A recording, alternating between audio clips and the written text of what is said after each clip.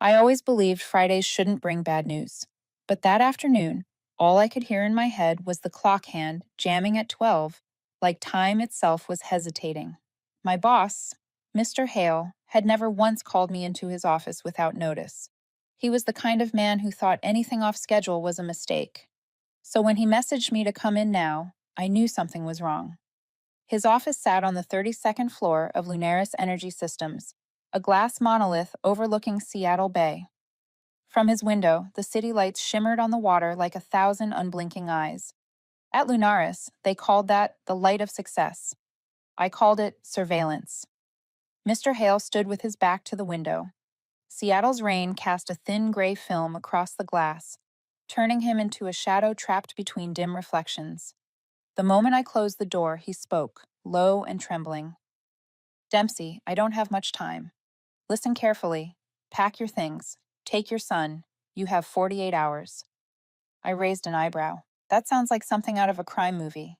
Did I miss a meeting? He turned around. His eyes looked like they'd seen something I wasn't supposed to know. "You ran the safety test this morning, didn't you?" "I did. The results looked strange. I haven't reported." "Don't report it. Not to anyone. They know you saw it, and they're watching." I tried to laugh, but my throat went dry. "I'm a safety engineer, not a spy. Now you're both." He slid a thick envelope across the desk, his hand shaking. "Leave before Sunday. Don't come back no matter who calls. You're out of time." Then he turned away as if he couldn't bear to look at me again. I left the office without saying goodbye. The Lunaris parking lot on a Friday evening was eerily still. Cars sat in perfect lines under dim amber lights, their reflections pressed against the glass walls, silent copies of themselves. On the drive home, the rain grew heavier. Seattle was always wet, but that day it felt different, like the storm was trying to hide something. I opened the envelope the moment I got home. Inside were 4 things. 1. A bus ticket to Juneau, Alaska, departing at 6 in the morning, Sunday. 2. A black military grade, encrypted hard drive, which I recognized instantly from my years in naval tech. 3. A photo of my apartment, taken from above, is detailed enough to show the dead plant on my balcony. 4. A handwritten note, Hale's shaky handwriting, saying they know you ran the test. "Don't stay past Sunday." I read that line 3 times. Outside, the rain hitting the roof sounded like a countdown. Eli, my son, was asleep in his room. He was 15, asthmatic. Every night, Ty kept his inhaler beside the bed in case the attacks came back without warning. I thought about him, and about my husband, killed in a plant explosion 8 years ago. The media called it a technical malfunction. I called it a collective cover-up. Maybe that was why I became a safeties engineer, to make peace with a world that never told the truth. I placed the hard drive on the table, small, black, cold. It reminded me of my husband's hand the day he died, stiff like metal, cold like an unspoken truth. I didn't know what was inside, but part of me wanted to find out. The other part wanted to throw it into the ocean. I poured myself a glass of cheap wine, the kind you buy at a grocery store when life's too exhausting to care about taste. If conscience had a payroll, I'd have quit long ago. No one answered. I looked back at the envelope, smoothed out the bus ticket to Alaska, a place I'd never been, but it sounded like the right kind of ending for a life built on numbers. On the table, my husband's old watch had stopped at 2:47, the exact time he died. I touched the cracked glass gently. "You once said that if you want to change the world, it starts with a single press. Maybe tonight it's my turn." I opened my laptop, fingers hovering over the keyboard. Hale's voice echoed in my head. "They know you ran the test. Just one small action, one click, one truth that wasn't meant to be seen." I still remember the data from that morning. Emissions levels 20 times above EPA limits. I'd emailed to confirm, no reply. An hour later, the file vanished from the system. I laughed quietly. Data doesn't disappear. Only the people who create it do. Outside, the wind slipped through the cracks of the window. I drew the curtain aside. The city lights rippled across the bay like a giant control panel pulsing under the rain. No one needed to stand guard. The system watched you before you even knew to look back. I closed the laptop, slid the hard drive into my bag, and locked the door. 48 hours, 2 days to decide whether to disappear or make sure they could never erase me. I looked into the mirror. A 42-year-old woman stared back. Tired hair, clear eyes. "This isn't failure," I whispered. "It's an opportunity. Before I tell you what I found inside that hard drive, tell me, where are you listening from? Because maybe, where you work, the lights you see every day aren't meant to illuminate. They're meant to watch." I got home at 8 in the evening. Seattle was still raining, like someone had turned on the city's rinse off your sins mode and forgotten to shut it down. I hung my coat and hid the envelope inside the wooden cabinet by the door. If Eli saw it, he would ask until I answered, and I was never good at lying to a child who had his father's eyes. The living room light gave off that old yellow glow. On the table sat a bowl of cold noodles, half a science magazine, and an open inhaler box. Life for the two of us was always tidy in the way survival needs to be planned. From his room came Eli's voice, rough and faint. "Mom, you're home?" "Yeah, just later than usual." He stepped out, holding his tablet, glasses slipping down his nose. "Did you get fired?" I smiled lightly. "Not yet. But maybe soon, then you'll have time to make breakfast. Your omelets are great." He coughed a few times and grinned, like he'd just won a chess match. His innocence always reminded me of what a terrible adult I'd become, a person who knew too much to rest easy. "Take your medicine and get some sleep. I've got a little work to do." "Yes, Chief Engineer." He saluted. I returned it, serious enough that we both laughed. When his door closed, my smile faded. I poured black coffee, not to stay awake, but to pretend I still had normal habits. On the wooden shelf was a box I hadn't touched in years. I opened it. Inside were my husband's death certificate, an old newspaper clipping that read, "Unusual industrial accident at Calden Steel," and a letter I never sent. The press called it a technical failure. I called it a fabricated report. I'd read the entire file back then. The safety valve had been shut off remotely to boost furnace output. They blamed a software glitch. I knew it was a year-end bonus decision. My husband died, and I stayed silent. I had Eli, bills, and the fear of being labeled a saboteur. Silence is the cheapest choice when you're broke. But that night, standing before the factory ruins, I made a vow. If I do my job right, maybe someone else won't have to die like he did. That was why I became a safety engineer, not because I trusted the system, but because I wanted to make it a little less deadly. I began to pack. One suitcase, a few clothes, the inhaler, documents, and Eli's small photo album. Hale's hard drive went into a cloth pouch beside my old Navy multi-tool. "Conscience doesn't pay a salary," I muttered, "but it always demands a receipt." Eli peeked out of his room, squinting. "You said something?" "Just arguing with my conscience." "Did it talk back?" "No, but at least it didn't throw a system error." He laughed. The sound of a child's laughter, the only thing still clean in this house. I opened my laptop, my face stared back in the reflection, tired yet unnervingly alert. I tried logging into Lunaris's system. A message appeared. "Your account has been temporarily suspended for security reasons." That was fast, I said, half amused, half bitter. I sat still, watching the blinking cursor like the heartbeat of someone about to be unplugged. On the desk was a picture of young Eli, smiling with his hand shielding his eyes from the sun. Behind him hung the red factory sign I once installed. Safety is not a slogan. It's survival. My husband once asked, "Do you really believe that?" I'd said, "If I don't, who will?" Tonight, that answer sounded like I was mocking myself. I shut the laptop and leaned back in the chair. Wind from the bay slipped through the cracks, carrying salt and cold. Seattle felt like a wet sheet of steel, reflecting both light and fear. I whispered, barely audible, "Stay calm. Calm is the last thing they can't take from you." I checked the locks, then went to Eli's room. He was fast asleep, breathing shallowly, inhaler in hand. I sat beside his bed, my back against the wall, saying nothing. Before he died, my husband once told me, "Never trust people who claim they're saving the world. They're just cleaning up their own tracks." I whispered back, though he couldn't hear me, "And never trust those who stay silent. They're the reason the world needs saving." That night, I didn't sleep. The wind rattled the window like a Morse signal saying go, go, go. Maybe I imagined it. Maybe not.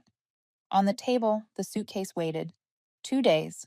Not much, but enough to choose which side of history I'd stand on.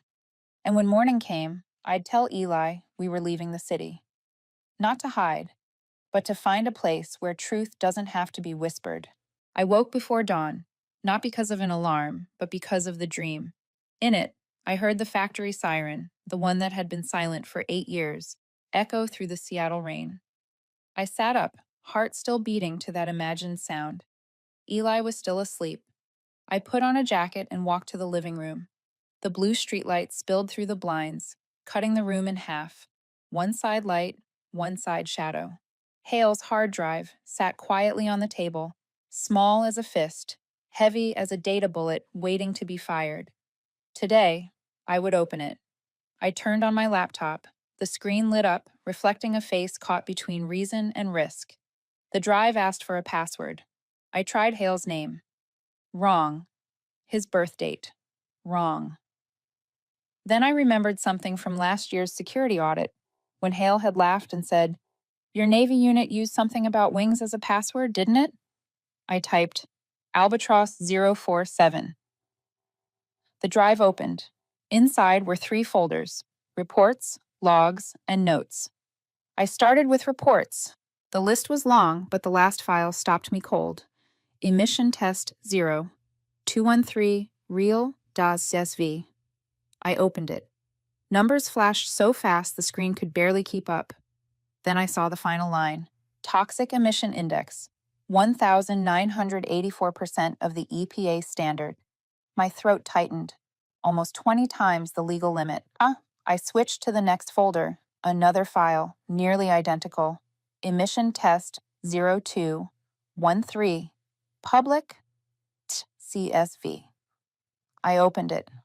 Toxic emission index, 94% of the EPA standard. The fake report. Sent to the Environmental Protection Agency on the same day by the same sender, Hale.R. But Hale hadn't run that test.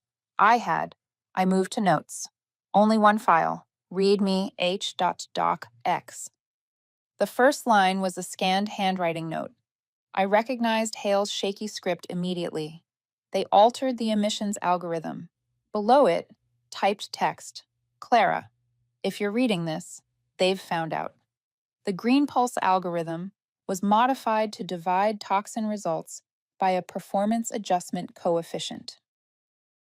Not a system error, an order. Don't trust the backup. They altered the logs, too. The last sentence was smudged, almost beyond reading. Trust no system that pays its own auditor. I let out a dry, bitter laugh. Classic Hale, teaching ethics from beyond the grave. I opened the logs folder, only one file. System Audit Feb 13 log. I scrolled to the end and froze. User Clara. Dempsey accessed the restricted file at 9:47 in the morning, the exact time I ran the test. I was the only one who touched the real data. I triggered the trap with a single click. I said it quietly, my voice metallic. I leaned back in the chair, heart racing, but head steady. Now it all made sense. Hale discovered the alteration. He saved the real file. I opened it. The system logged it, and now they knew. The only question left was, who were they? It couldn't just be Lunaris. No engineer held enough authority to rewrite an entire emission algorithm. Someone higher, political, corporate, maybe federal. I looked at the words EPA standard and smirked. Standard, sure. Depends on whose standard we're talking about. A faint sound clicked near the window. I stood, pulled the curtain. No one there. But in the parking lot below, a red light blinked once. Small, round, then vanished. It could have been a car reflection. It could have been an infrared lens. I didn't know. But my gut knew better.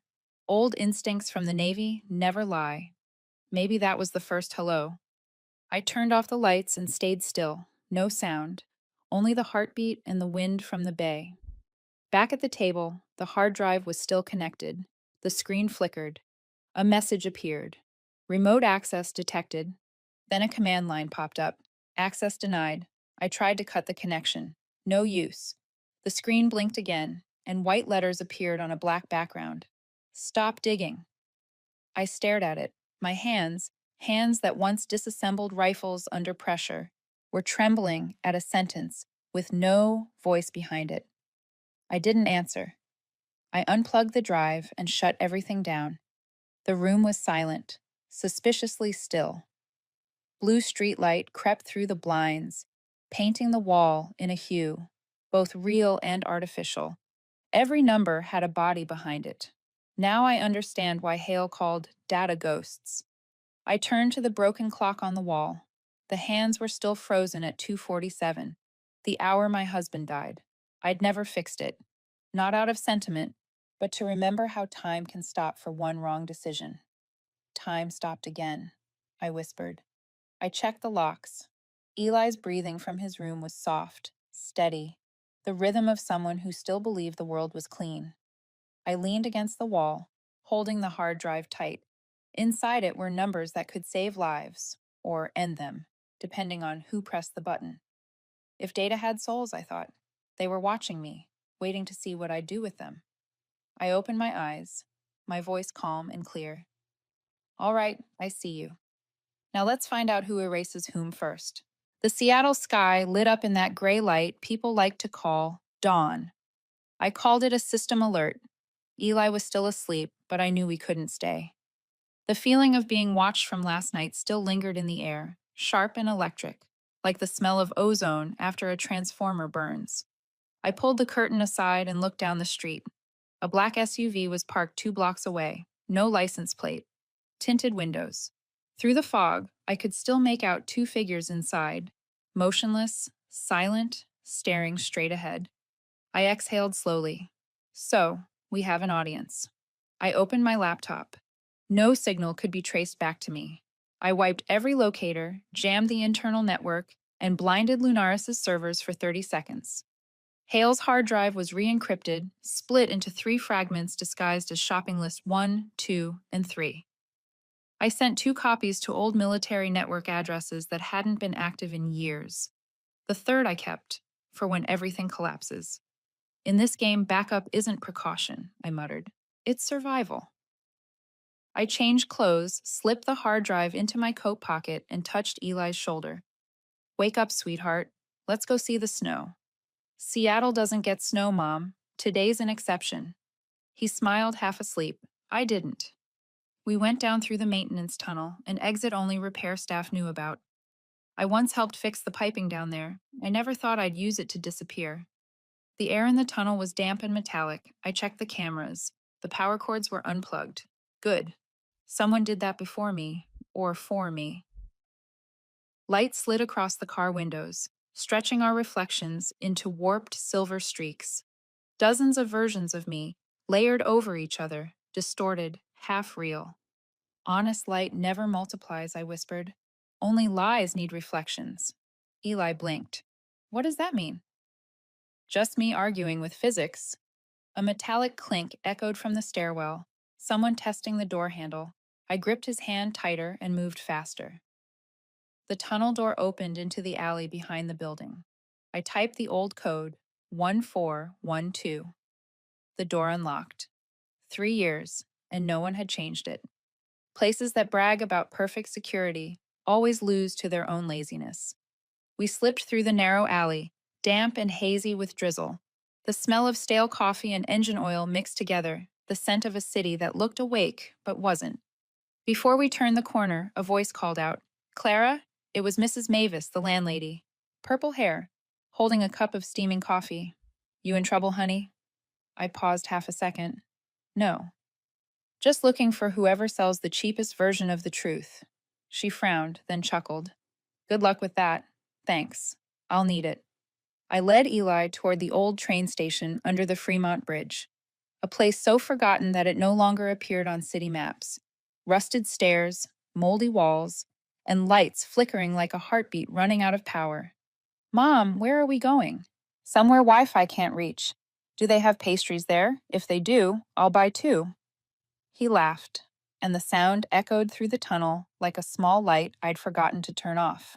The passage opened near the old harbor, The wind pushed against us, dragging mist across the skyline of glass towers. Windows mirrored the sky, stacked like layers of glowing masks. Thousands of false reflections, I thought. And I only need one truth. I stopped at a rundown gas station by the road. The neon light trembled, pale and sleepless. I turned on a prepaid phone. No SIM, Wi-Fi only. A note from Hale appeared in the synced folder. If you need help, find Marcus Legrand. Marcus. I remembered that name. A government security engineer who vanished after a national data breach. They called him the ghost in the network. Hale once said, "If it all falls apart, only Marcus can fix it. He owes me a life, and he can repay it with a truth." I searched his last known address. Anchorage, Alaska. Eli looked up at me.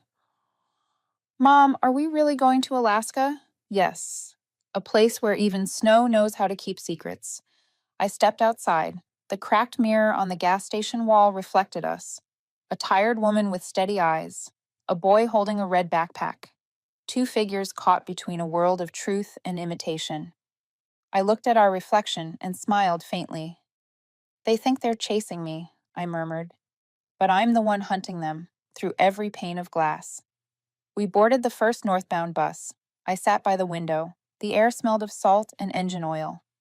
Seattle faded in the rearview mirror, a city of light, of surveillance, of people who believe they're safe only because they don't know any better. I pressed my hand to my coat pocket where the hard drive rested, heavy as a promise.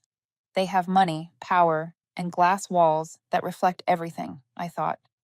But I have two things they can't buy: time and a reason. The bus crossed the bridge and plunged into the thick fog. The lights on the water shimmered like 1,000 eyes watching. I stared back, calm, unblinking. "Watch all you want," I whispered. "I'm still here." Anchorage doesn't welcome anyone. It just tests whether you can survive its cold. Snow covered everything: cars, signs, even promises. I picked a diner that stayed open 24 hours a day near the bus station, where the coffee was always old, but the rumors were new every hour. Eli sat by the window, wearing headphones, pretending to watch cartoons. I placed an apple pie in front of him. "Two of them," I reminded him. He smiled, and I tried to believe there would be more smiles like that. The door opened. Wynne came in first, then Marcus Legrand. He was still tall, still carried the stance of someone who used to wear a uniform, but now with the fatigue of a man who'd believed in too many right things. Heavy coat, wool hat pulled low, stubble from days without rest. His eyes swept the diner, counting exits by instinct. He sat across from me. For a few seconds, we were silent, like two soldiers from different wars recognizing the same silence. "Been a while," I said. "Too long," he answered, pouring coffee. "I thought you'd forgotten Alaska doesn't have summers." I shrugged. "People say the coldest place is the Arctic. They've never been here." Marcus gave a short, dry laugh. "I used to write about justice. Now I write recipes. Safer that way. I thought you hated cooking. I hate being hunted more." He took a sip. "And I've gotten good at pretending I'm fine." I looked at him and said what I came to say. "You owe me one. Yemen." His cup froze midair. In his eyes was a mix of guilt and gratitude. "You pulled me out of that blast," he said quietly. "But debts shouldn't be collected on storm days."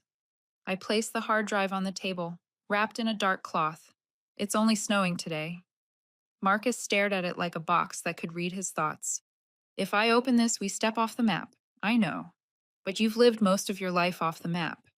He sighed, removed his gloves, and plugged the drive into his laptop. The screen lit up. Folders appeared. Reports, logs, notes. "Hale's signature," he said, spotting README H docsize.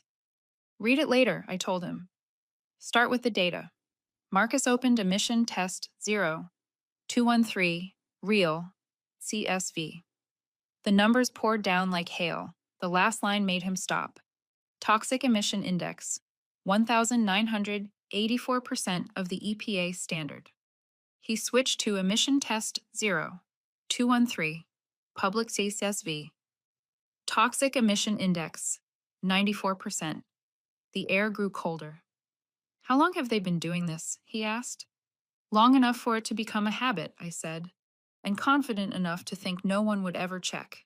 He opened System Audit Feb 13 log and read the line: User Clara. Dempsey accessed the restricted file at 9:47 a.m. His eyes darkened. They framed you. I triggered the trap with one click. Marcus folded his hands. I once had a source, he said. She vanished after trusting me. I don't plan to repeat that. Neither do I.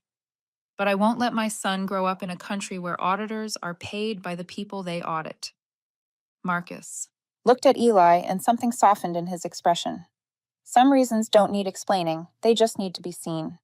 He read README stocks at the line they altered the emissions algorithm. He cursed under his breath. At Don't Trust the Backup, he gave a short, bitter laugh, the kind people make when meeting an old enemy again. Do you know who's behind it? I have a few names, but I won't speak until I have proof. I work in safety, not speculation. Good, he said. I work in stories. I don't write unless I know who survives to read them. Marcus pulled a worn phone from his pocket and connected it.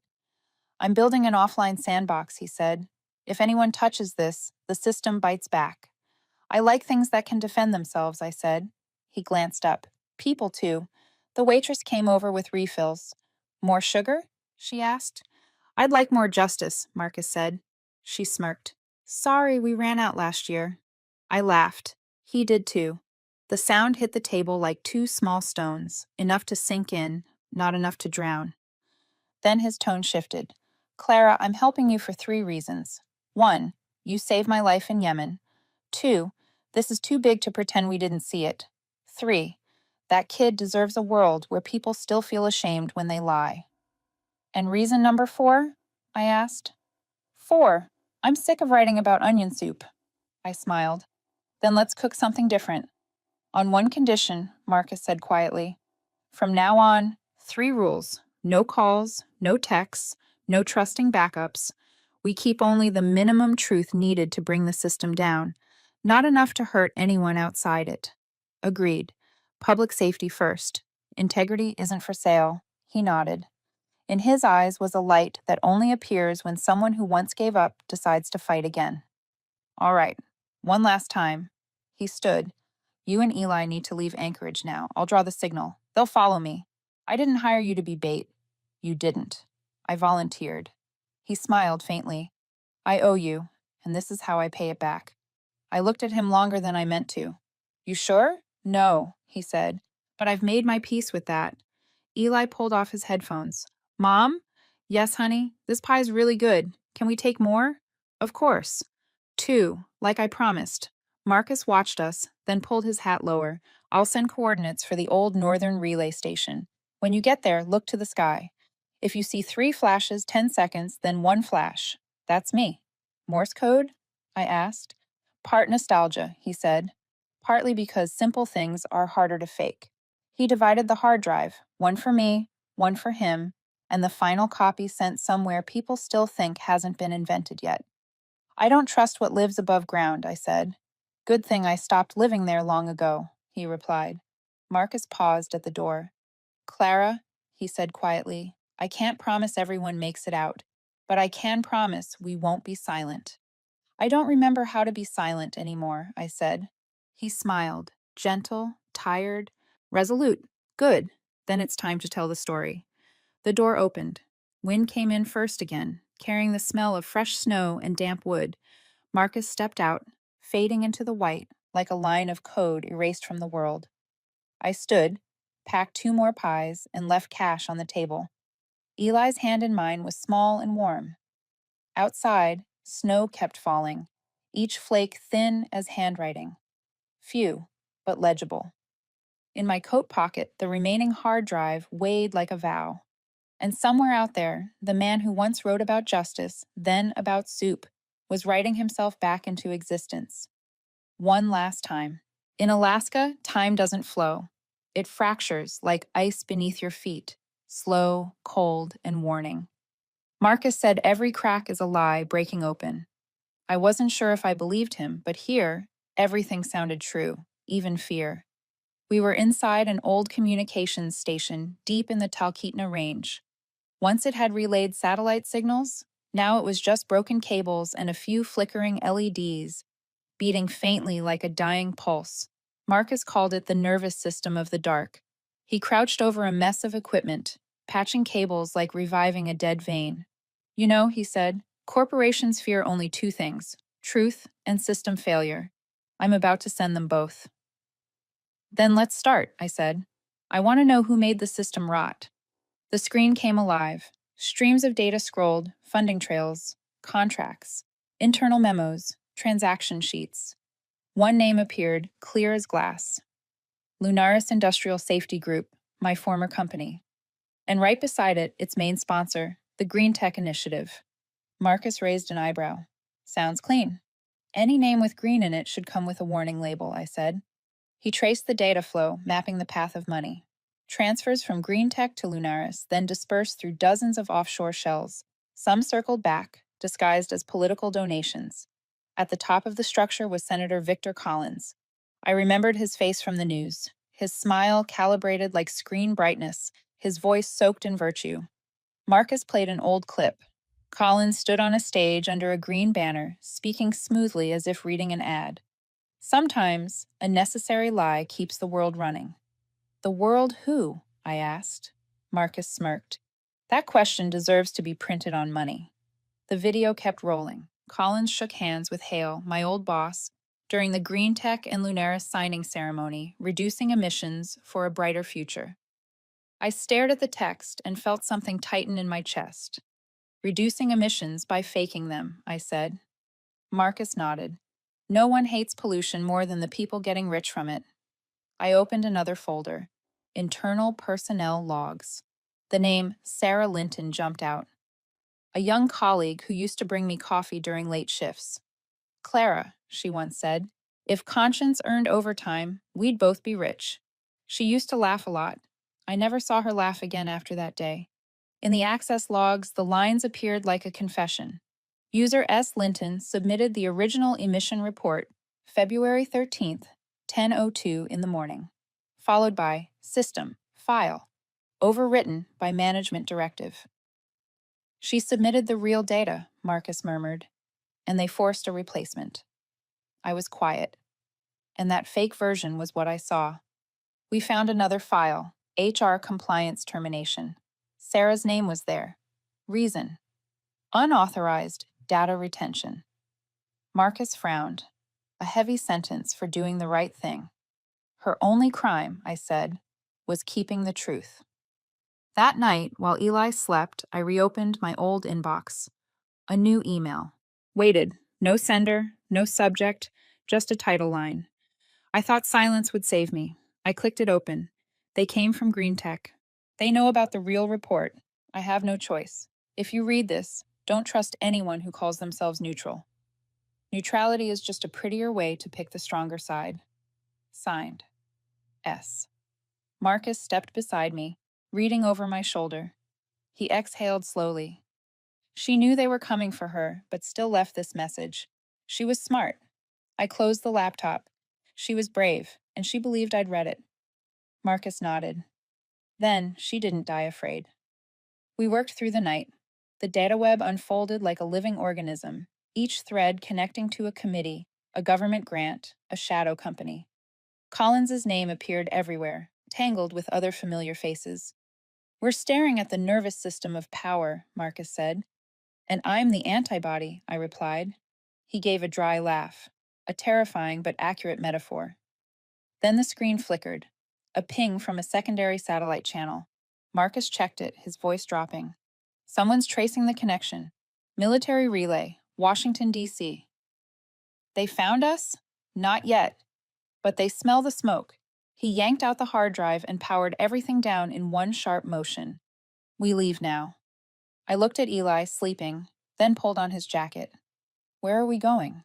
Somewhere no one would dare call safe, Marcus said. He gathered the papers, eyes scanning the window. Reflections streaked across the glass like layers of watching eyes. I used to think the worst enemy was deceit, Marcus said. Now I know it's the habit of deceit. I said nothing. Just watched the snow fall outside, slow and steady, like data slipping out of a collapsing system.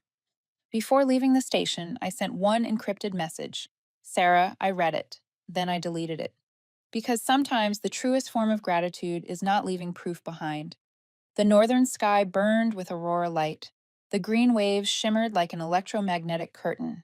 Beautiful, silent, and cold. They call that the northern lights, Marcus said. I call it the network of shadows, I replied.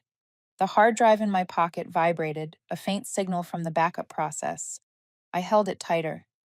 Being alive means the evidence still exists. And the Alaska night swallowed us whole, quiet as another secret the world wasn't cold enough to keep. Bad news always arrives in the morning. Friday, my inbox was full of emails marked urgent.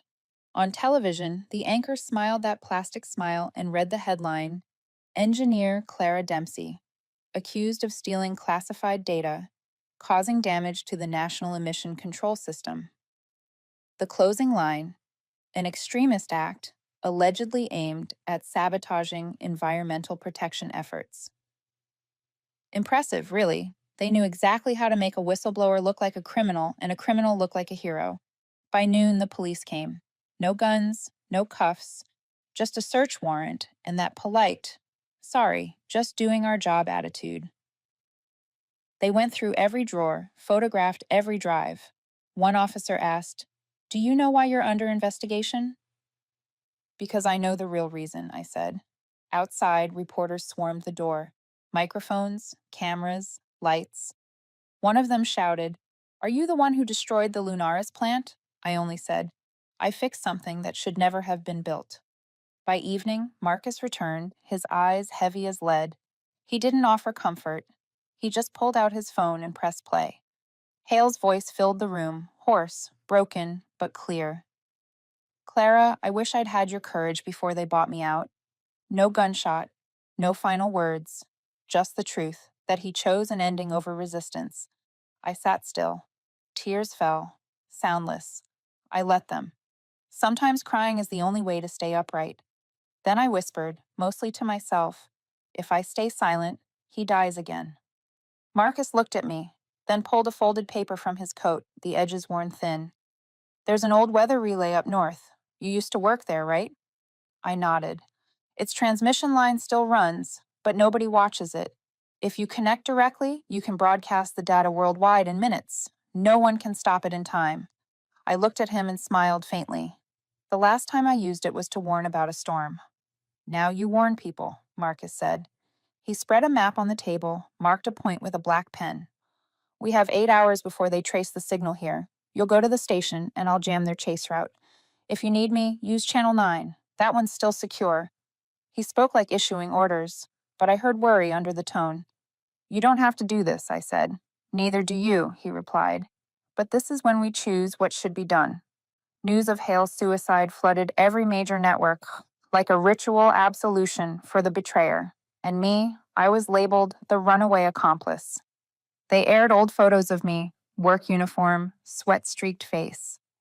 One journalist commented, "Looks like she couldn't handle workplace pressure." I laughed. Pressure doesn't kill people. Lies do.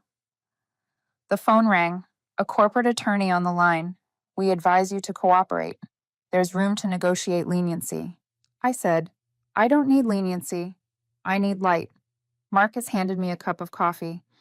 "I used to think justice was a building," he said, "but it's really the person standing outside when that building collapses."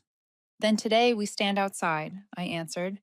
I opened my bag, pulled out the hard drive, the original one Hale left.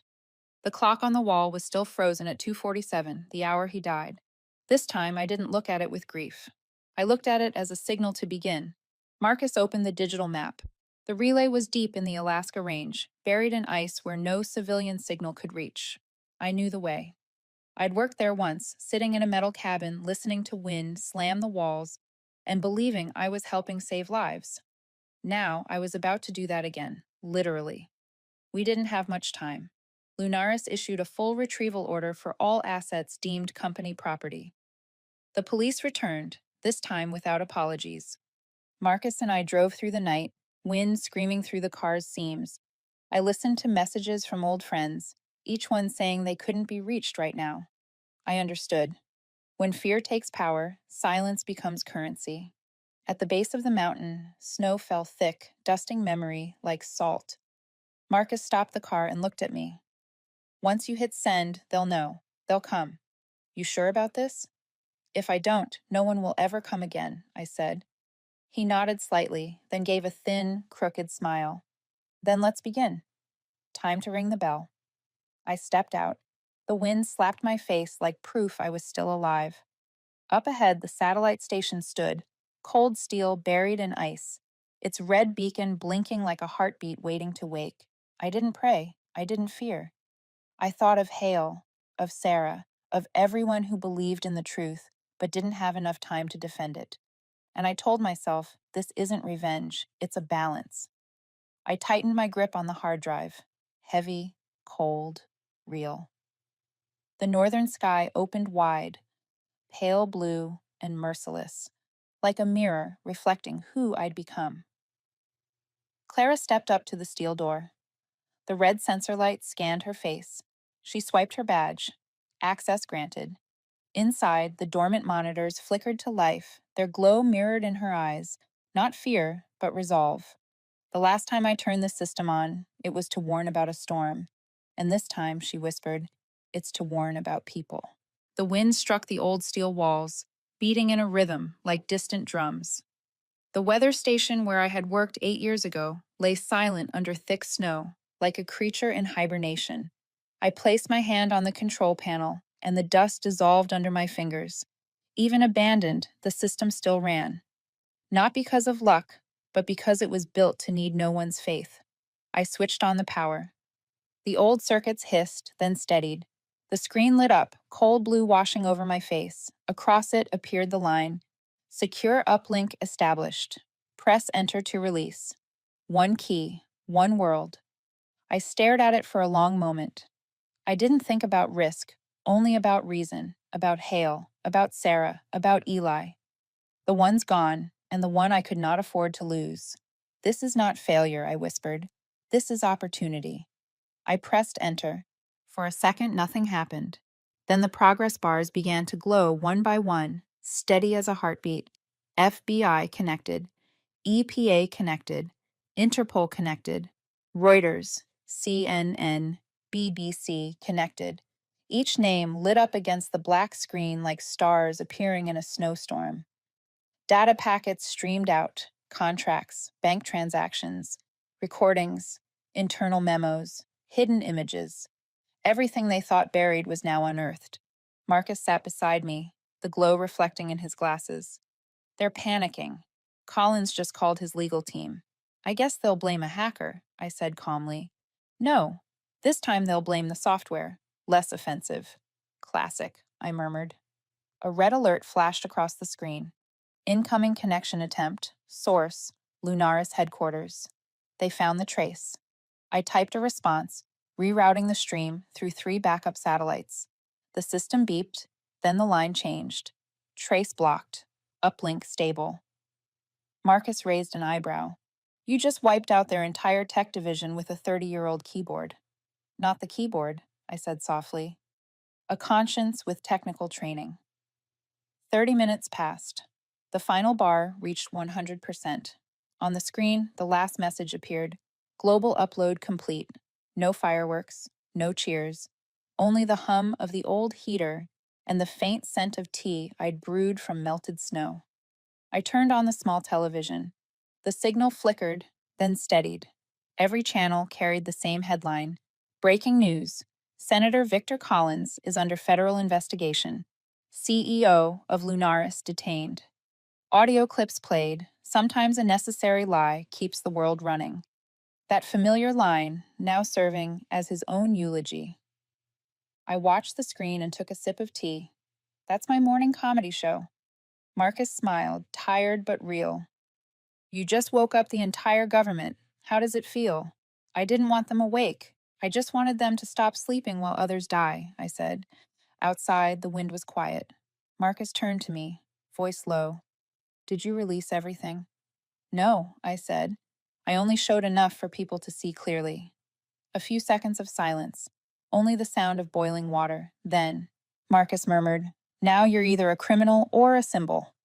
I smiled faintly. like someone who'd just understood something. Symbols live on belief. I have to live on my son's breakfast money. That line belongs on a mug, he said. We packed quickly, pulled the hard drive from the system. The station stayed lit. One final message on the screen. Signal delivered. I stood by the window. The aurora rippled across the sky, green light spreading over the ice. This time, it didn't look like surveillance. It looked like freedom. Marcus put on his coat, glancing back. They won't let this go. I know, I said, but at least they'll have to do it in the light. He laughed softly. You always manage to turn a crisis into a quote. I shrugged. I borrowed it from an old report. Every collapse is an opportunity if you live long enough to see it. By the time we left the station, the sky had turned pale blue. I stopped and looked back. The small building still stood, its faint light glowing through the snow like a slow metal heartbeat. I whispered, almost like a goodbye. Some bridges, when they burn, leave only ash. But even that light is enough to guide the way. Marcus said nothing. He just nodded, and together we walked on, leaving two thin trails of footprints across the ice, toward the dawn, where justice was finally beginning to show its true color. 3 months later, I was still in Alaska. No media, no police, no one knocking at the door. Only thin snow over the porch, the crackle of fire in the stove, and Eli's laughter, echoing whenever he chased rabbits around the yard. The small house on the edge of Juneau wasn't special. But to me, it was enough. Enough to hear silence without fear. Enough to feel the world had stopped watching my every breath. The news still talked about Collins. He was caught trying to flee the country, charged with multiple counts. The anchor's voice was flat, as if reading an apology for an entire system. Senator Victor Collins has been taken into custody following federal indictments. I sipped my coffee and smiled. Some people spend their whole lives avoiding the light, I whispered, and end up falling because of it. That afternoon, there was a knock at the door. 2 federal agents, polite, pressed suits, holding brown folders. We're authorized to offer you and your son entry into the Witness Protection Program, the man said. You'll have new identities, a new start, and complete safety. I looked out the window. The pale light cut through a thin layer of ice, making everything look like it was melting slowly. Safety. I'd heard that word too many times from people who once told me everything was fine. I've lived half my life in silence because of fear, I said. I don't need another false name to keep doing that. The agent looked at me, started to speak, then stopped. He buttoned his coat and nodded. Then at least, be careful. Always am, I replied. Lunaris trained me well. That night, Eli and I baked pies. He sat on the table, face dusted with flour, humming softly. Mom, he asked, are the bad people gone now? I paused. No, sweetheart. They're just quieter. And that's enough. Why? Because when they're quiet, others can speak. And when others speak, you'll know what's right. He nodded and drew a little house with smoke rising from the chimney. On the roof, he scribbled, Mom and Eli's house. No bad people. I didn't correct his spelling. Some mistakes, when born from belief, deserve to stay. Night fell. No snow, just the faint glow of early dawn reflected on the glass. I sat by the window, coffee cold in my hand, listening to the old radio buzz. Energy corporations under investigation. 12 Lunaris employees confess. Then the announcer's tone softened, as if speaking to someone personally. A woman in Alaska is believed to have started it all. Her name has not been revealed. I smiled, not out of pride, but because at last I was anonymous for the right reason. In the morning, Eli ran out, jacket half zipped, pointing to the sky. Mom, I hear a helicopter. I looked up. A small one cut across the mountains, shrinking into the clouds. Maybe someone's out there trying to do the right thing, I said. A bad guy? No, just someone who finally remembered they have a conscience. He nodded like he understood, then ran off again. By afternoon, Marcus sent an email. The bridge burned, but at least we know how to rebuild. I replied, not everything should be rebuilt. Some bridges are meant to stay ashes. I burned this one on purpose. I closed the laptop and stepped onto the porch. The sky opened in a soft shade of blue. Light spread across the glass, melting the last of the snow. I took a sip of coffee, the bitterness blending with the cold air. No fear left, only the clear knowing that truth doesn't save anyone. It only shines, and we have to walk by its light ourselves. If you're listening to this story, ask yourself, how many times have you seen something wrong and stayed silent? How many times have you compromised just to live peacefully in someone else's shadow? If my story makes you think differently, even a little, about honesty, subscribe to the channel and tell me where you're listening from. Because somewhere out there, someone else might have just received an envelope and their clock has started counting down.